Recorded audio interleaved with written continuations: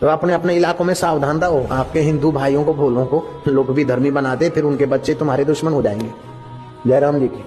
फिर आपस में लड़ मर के कैसे, पहले ही हमने बहुत कुछ सहा है, पहले ही बहुत जुल्म सहा है, अभी भी अगर ऐसे ही होता रहा तो हमारे देश का क्या हाल होगा। इन लोगों की चाल है कि देश में टुकड़े टुकड़े करा देना।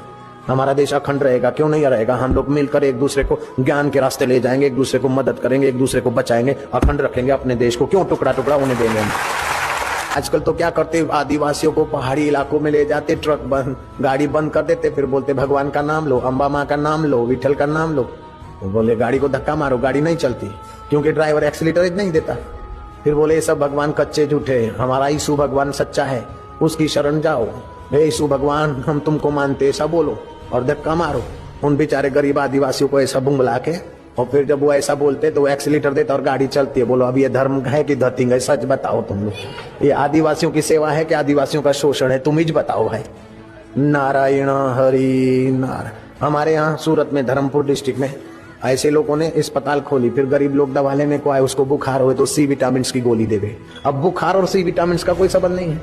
फिर बोले अम्बा माँ का नाम लेके खाओ, कृष्ण का नाम लेके, हमारे सब देवी देवताओं का नाम लेके उसको दवाई रोज रोज देवे, कुछ नहीं होता। बोले देखो तुम्हारा देह में दम नहीं है, अब हमारा यीशु भगवान को मानो तो बिल्कुल यीशु भगवान की दया होगी तो तुम ठीक हो जाओगे। तो आज यीशु भगवान को प्रार्थना करो।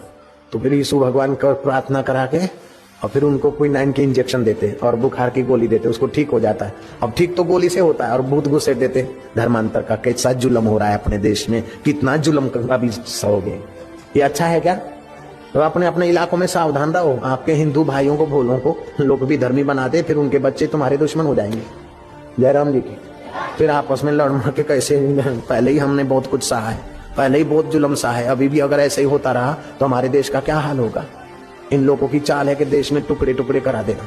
हमारा देश अखंड रहेगा, क्यों नहीं रहेगा। हम लोग मिलकर एक दूसरे को ज्ञान के रास्ते ले जाएंगे, एक दूसरे को मदद करेंगे, एक दूसरे को बचाएंगे, अखंड रखेंगे अपने देश को। क्यों टुकड़ा टुकड़ा होने देंगे हम। हरि ओम हरि ओम हरि ओम हरि ओम हरि ओम। शक्ति, हिम्मत।